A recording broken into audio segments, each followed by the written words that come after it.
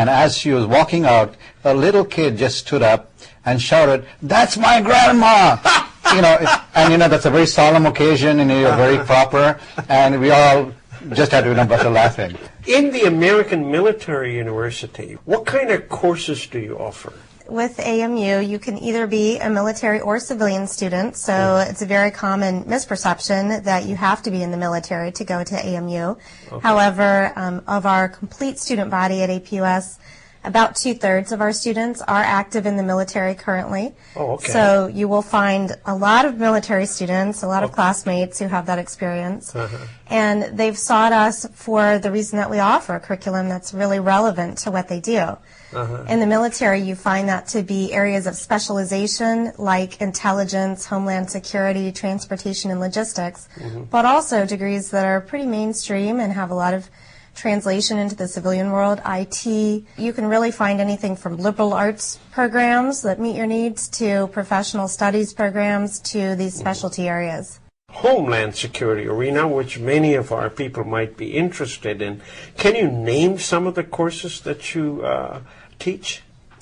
Let's see, there are some counterterrorism courses, there are analysis courses, there are courses that translate into other areas like emergency disaster management, so cyber warfare.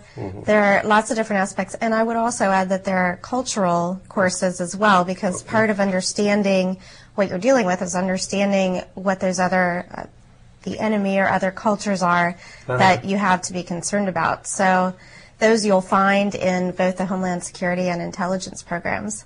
Your competition is brick and mortar university, and you're the man who's designing your online university. So tell me, where are the challenges that you have, and where do you think you got the win? The challenge is in finding out what programs to design and then attracting quality instructors.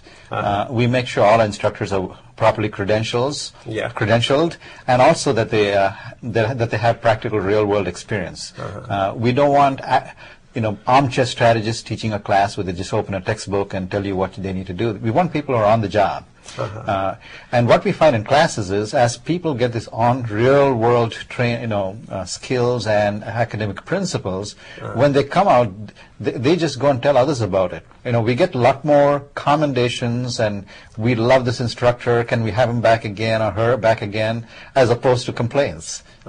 So that's a nice thing. So we make sure we get the quality so high that the student wants to come back and they bring others back. More than 50% of our students actually come through referral, which is a great thing as a marketer because you feel that the quality that you're delivering is what you've promised. From the brick and mortar university, how do you compare in way of price? Well, although online education is in many cases more expensive, in our case it's actually, for the most part, much more affordable. We equate our pricing a lot more to state universities. So what you would find is a price at University of Maryland. We're very comparable. And in fact, in most cases, we're less expensive, actually, than our counterparts in public institutions. So if I go to a job and I say, I have an MBA from APU, will they look at it? They say, yeah, that's a good MBA. And will they pay me according to any of the state universities? This is absolutely a question, and that's, of course, a question that's unique to employers, but something that prospective students should really investigate no matter what school they go to. And we would encourage our prospective students, to talk to alumni and to students about what they're achieving and how employers feel about the degree. What we found is that actually online degrees are on par with traditional brick-and-mortar degree programs in terms of their reputation among employers. And recently we had an endorsement from Jack Welch, who said, in fact, he thought that online degree programs show more discipline and require more of students, and he in fact viewed them as maybe not even on par, but superior to traditional brick-and-mortar experiences. There's a lot of studies that support it, because in the academic world, we love to study everything. We want empirical analysis and collect data. A lot of studies show that graduates from in terms of cognition and retention and so on do work are much better and stronger than the brick and mortar schools. So there are plenty of studies to support that. To give you an actual real world example, it just happened in the past week or two. I get this email from a student saying, I'm just so delighted with this professor. I wish he had more programs and more professors like this lady. And here's the neat thing they said: whatever you taught me, I could work on my father's business and build a whole PR in terms of the website and the security and everything else. And he's just so delighted. That's real world. And to me, that's what touches me. You said what's rewarding. Building programs is fun and that's nice. Nice to see the enrollments. But it's nice to see that, when you make a difference in a person's life, in a family's life, they get a job, they're productive in society. That's what drives me. That's a passion. I went to college. I had to go away from home. And it was kind of intimidating for the first 6 or 9 months. And that sorts of puts you what your next 2, 3, or 4 years are going to be like. In the olden days, my thinking is that the parents used to pay for the kids to go to college.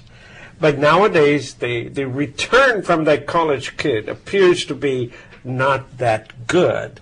So now the parents are saying, hey guys, we grew you up to 18 years of age, now you're on your own. So I feel like that your university will be a lot more interesting to them because they can work and learn at the same time and do better every year by staying online, and they can be 1 hour one day or 2 hours one day, whatever time frame they have. And you're absolutely right. There's a flexibility, and we understand because we work with adults, not with high school. See, when I was in high school, my father expected me to be in school and do nothing else. But as an adult, life is real.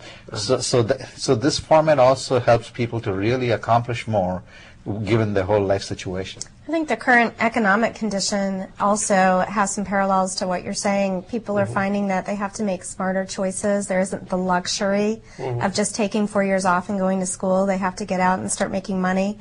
I've seen more and more news reports of families moving back in together. Sure. And part of it is to save money, and everybody has to pull their load. And so there isn't really that luxury necessarily to go away for 4 years. And some people have that, for the most part, dealing with adult learners who are a little bit older. But as you said, this is becoming a lot more attractive to the younger 18, 22, 24-year-old population who's realizing that they need to get out in the workforce at the same time. The education, particularly the education after high school, has become more popular in the last 10 years is because now we have to compete with the entire world.